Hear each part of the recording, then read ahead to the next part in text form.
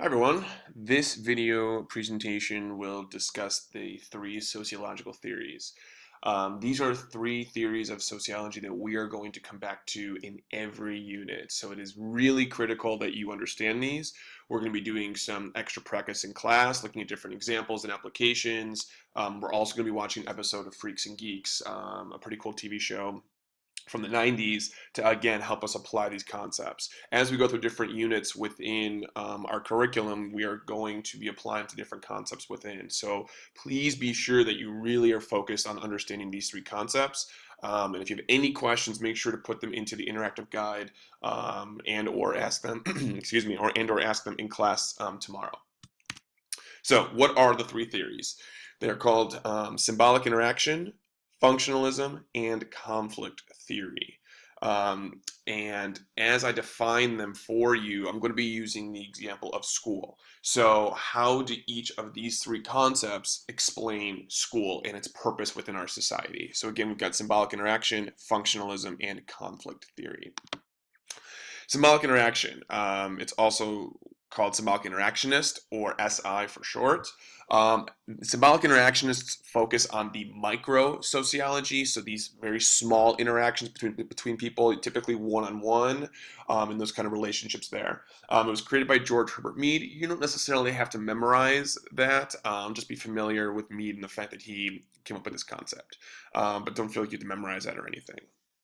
As the title indicates, they explain the world through symbols. Every symbol that we have within a particular concept has a different meaning, and then we have different meanings and different interpretations of those meanings. People are going to associate those meanings differently and hold them closer to their hearts or to their beings more so than others. So let's look at school as the application.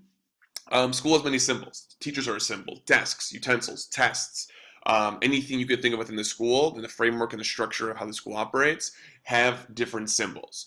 We all agree that those different symbols have meanings, but we all interpret them differently within our lives. And we use these symbols to then make sense of the world around us, and we use these symbols to help us make sense of school and its importance within our lives. So if we hold these symbols to be pretty important to us, we're typically going to see school as an important place. If we don't, then we're not going to do that. Functionalism, also someone who studies functionalism is called a functionalist, or funk, my favorite way to describe it for short. They focus on the macro sociology, so this larger view of society as a whole. This is created by Robert Merton. And functionalists explain the world through the relationship between the whole and its parts, essentially how the sum of the parts help function as a whole. So we look at school. And we look at each part of school, again, teachers, admin, faculty, students, friend cliques, however you want to describe it. Every one of these different components, these different parts, serve a specific purpose within school, or a special purpose within the school to help the school function as a whole. And within this, there's two parts to that. The manifest function, so what we intend to happen, what is the intended consequence of this functioning, and then the latent function, which is what happens as a consequence. It's not, don't think of consequence necessarily as a negative thing. In fact, you shouldn't. But again, manifest function is what we intend to have happen, and the latent function is what we don't necessarily intend to happen, but what just happens as a result of this. So, for example, let's look at school. The manifest function of school is you come to school to learn. You're here in summer school in the sociology class because you want to learn, or you need to be here for some other reason. But again, the manifest function is for you to be here to learn. The latent function of school is that the unintended stuff that also happens is it helps you to develop social skills, leadership skills, and to help you find your place in the world in relation to your community and the rest of society. So these are the latent functions within school. Manifest functions, you come here to learn, that's it. Latent though, look at all those other things here that are also unintended consequences of going to school. So this is how functionalists explain school. They look at it through how do the different parts come together, either intentionally or unintentionally, help then the whole, which is school, function. Conflict theory, or conflict theorist, or simply CT. They, like functionalists, look at it through the macro sociology approach. This was created by Karl Marx. You may have heard of him before. And they explain the world through competition of resources. The elites control over the poor and the weak. So, how do they explain this? They look at school, and they look at school as a place for competing powers, just like I mentioned over here. And the resource, power, over the country's next generation of leaders. So those who go to school and are able to thrive and learn are going to be our next generation of powerful leaders. And those who cannot keep up are probably going to spiral out and lose control over their lives and be poor or weak or just not have that same kind of power that others have. So conflict theorists will say, look at school. School is a place for competition between to be able to develop our next set of leaders. Who is going to be taking control and power? So it can be a tangible resource, or it can be a non-tangible resource like power, where conflict theorists are going to explain it in this way of looking at society as a whole and say it's really a competition of resources. So these are our 3 different theories. Make sure that you take a moment to fill out your notes and make sure you have these definitions down. There are some criticisms of each of these theories. Symbolic interactionists, the criticisms of them is that they are too focused on the small details and they don't focus on the big picture overall. Society is a pretty big place and there's a lot of different components happening, and if you're so focused on looking at it in the small details, you're going to kind of miss the whole picture overall. It's the old expression of you can see the forest through the trees. Well, symbolic interactionists, they say, focus too much on seeing the trees in the forest and not enough of looking at the forest overall through the trees. So they're looking at all the specific pieces, but not the greater concept. The criticisms of functionalists say they're too focused on the positives and they don't really look at any of the negatives. And this is a very legitimate thing. If you look at our definitions of different concepts and applications of this, you will see that functionalists tend to think of the world in a pretty positive place, that everything has its place, everything has its part, everything works together. With that in mind, though, they also don't allow people to really change their situations. Where you are in society is where you are in society. What your role in the situation is what your role is. You can't change it. This is where you're meant to be. This is it. You can't do anything about it. You can't go up. You can't go down. This is it. Conflict theorists, on the other side of the functionalists, say people criticize them for being too negative.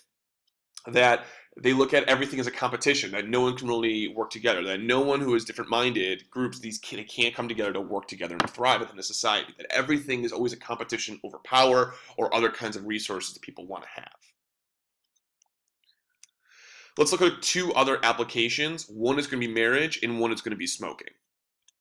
So, symbolic interactionist symbols, wedding bands, words of lifelong commitment, dress, cake, etc. All of these symbols are things that we think of when we think of marriage. People have meaning to them, but they hold their own specific interpretations of them to how they see marriage overall. Some people value the symbols of marriage highly. Some people don't. Functionalists, they're going to look at marriage pretty significantly. It provides society with a way to regulate and control human sexuality and reproduction. Families can control the socialization of children, economic production, caring for the sick, etc. Marriage and family are essentially the building blocks of a functioning society. So they look at marriage and family and they see all these different parts that come together, as I mentioned above, that all come together to help a society function. The manifest function, get married to develop a family. The latent function, strong family ties, values, leads to stronger education, safe environment for the children, and thus then as you develop, you won't become a murderer. Conflict theorists will look at the competition and struggle for power and control between men and women within a marriage. Societal changes recently where we see women work more and care for children less, or really that the expectation for men to do more caring for the child at least, excuse me, has challenged this patriarchal superiority within a marriage that our society has had established for years. So commenters are going to say, well, men have really controlled a marriage and family for a long time. Now that's changing, and men are feeling less superior. Women are starting to gain more equality, and we start to see a power struggle for who is going to control the marriage. Smoking. Symbolic interactions are going to look at symbols of smoking and say, well, yes, evidence speaks to the contrary, but people still see smoking as a symbol of being cool and rebellious, something that teens, like you guys, still believe in. And so even though that there's a lot of evidence to the harsh consequences of smoking, teens are still going to do it anyway because of these symbols. Functionalists are going to say smoking brings in money for the economy, and it serves people with a type of purpose. What that purpose is, well, that's up for interpretation. Manifest function of this, buy cigarettes and you feel good. That's why you buy it. Latent function is it supports the economy. Conflict theorists are going to say cigarettes, marginally speaking, meaning on their own, not collectively, are pretty cheap. If you buy a lot of packs, it's more expensive. But each individual pack, if you think of it that way, is pretty cheap. And so it's going to start a conflict between smokers and non-smokers within our society. Tobacco companies versus health groups. Who is going to hold the control and the power within our society? And so these are the three different theories. Here are several different application examples I've given you, and you can really take any kind of category to explain them. But make sure you fill out your notes, put any questions you have in the interactive guide, and I will see you tomorrow. Thanks for watching.